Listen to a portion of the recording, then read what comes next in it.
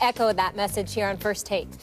Phil Jackson hasn't been content with the amount of times that the Knicks have run the triangle offense, according to league sources saying that some Knicks players have expressed their displeasure over the offense because they feel it doesn't suit their personnel, particularly Derrick Rose, who has traditionally thrived when using pick and roll. On top of that, the Knicks have also put Kurt Rambis in charge of their NBA worst defense. Stephen A., should Melo ask to be traded?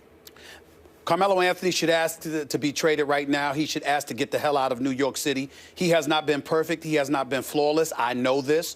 But at the same time, the kind of offensive prowess he has to his game definitely could help some team out, whether it be the Clippers, whether it be the Cleveland Cavaliers or somebody else. Is definitely something that he should strongly consider. The reality of the situation is clear. He's been hoodwinked by Phil Jackson. Phil Jackson sold him on a dream. He came to New York City, talked about being committed to building a championship contender, signed Carmelo Anthony to $122 million, then tanked the season. He hired a rookie coach in Derek Fisher who never coached a peewee team, let alone anybody else, and you made that man your head coach. After you got rid of him, you let Kurt Rambis coach the team. After you denied Kurt Rambis the opportunity to go and get a job that was his in California, okay, then he stays there with you. You hire Jeff Hornacek, and now it appears as if you're undermining Jeff Hornacek because you've got Kurt Rambis manning the defense. It seems a bit chaotic. It seems a bit haphazard. It certainly isn't conducive to the kind of structure we've come accustomed to seeing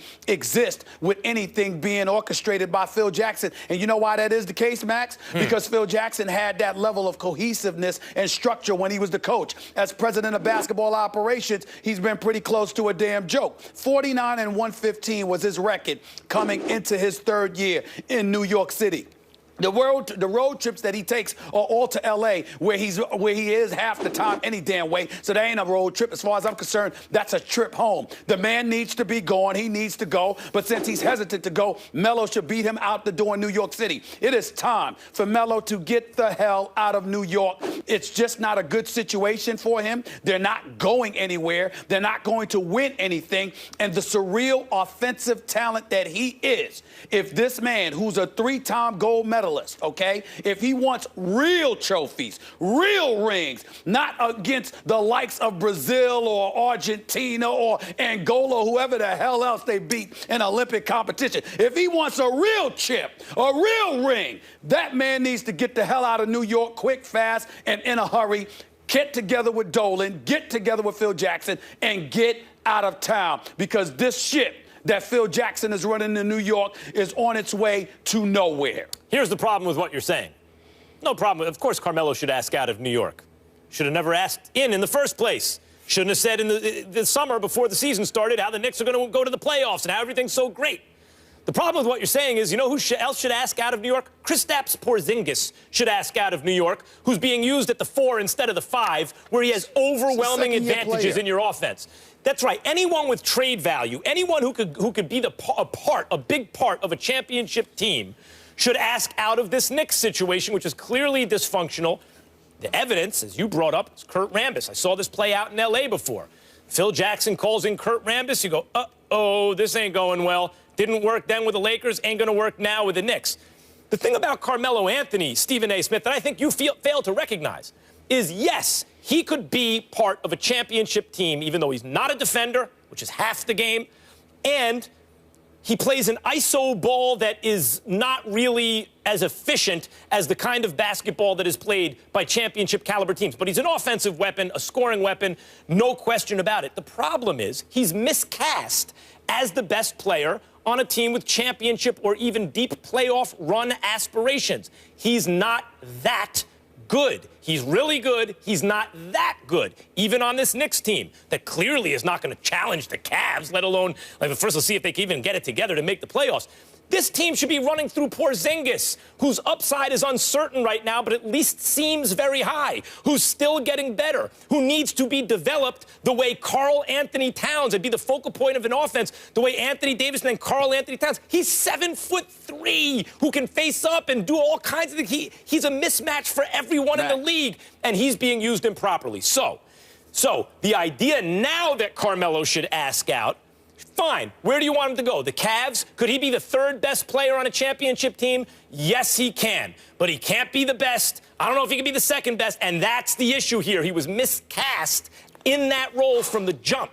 Well, first of all, I don't think anybody was saying that when he was playing for Mike Woodson and they were winning 54 games, capturing an Atlantic Division crown for the first time in 13 years, and went to the Eastern Conference semifinals before they lost to the Pacers, Paul George, Roy Hibbert, and those boys. First of all, let's make that clear. Secondly, I was saying that, but okay. Listen, clearly, secondly, I'm saying to you that when you look at Carmelo Anthony, he's got the talent, Max. Is he a LeBron? Of course not. He's not in that stratosphere, but he's the kind of guy who's good enough where he should not be losing to anyone outside of LeBron. And I'm getting sick and tired of Carmelo Anthony getting a bad rap in this regard.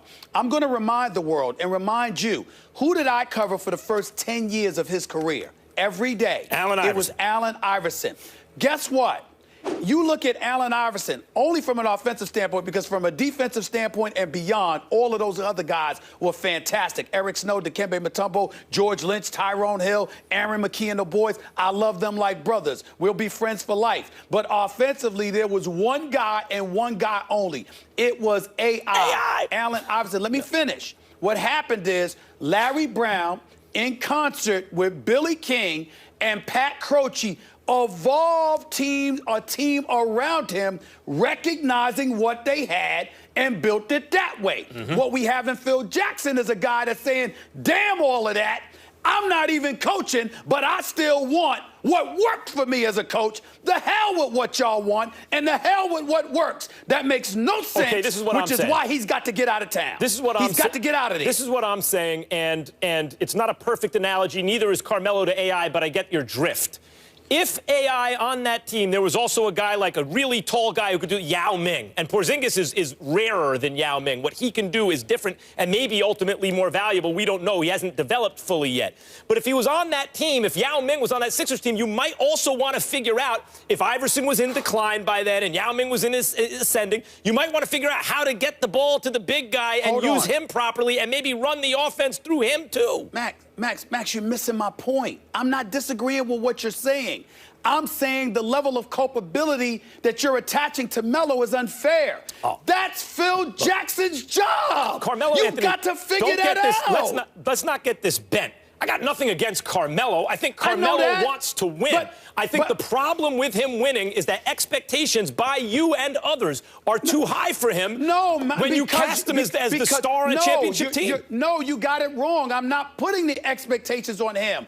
I'm saying because you have him as a team and a franchise, you have an obligation to put the right pieces around him. There were better pieces that Larry Brown and Billy King and Pat Croce could have put around Allen Iverson, but they looked at the tools he had and they said, this is what we need around him for it to work. He's not doing that in New York. It's a kind of, apologize, lack of a better word, a schizophrenic kind of team. You don't know Derrick Rose, how he wants to play versus Carmelo versus Porzingis, and now with Noah, who plays the 4, who plays the 5.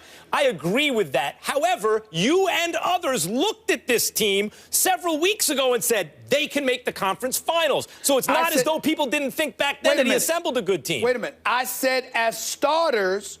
And remember, it was a long shot because health was an issue. Sure, we know Joakim Noah, Derrick Rose, and Carmelo Anthony wasn't healthy. I said, as starters, we're fine. But, Max, I'm holding out hope. I even acknowledged I was emotional. I said he's put no bench around them, and he's dependent on 3 dudes whose health is compromised. This is a Phil Jackson issue. This will be ongoing all year, I'm sure. Yep, and we know the Knicks is personal for you, too. They play the Nets at MSG 7 Eastern on ESPN tonight. Make sure to tune in for that. Coming up next, Pete Carroll and Rex Ryan in a war of words over Richard Sherman's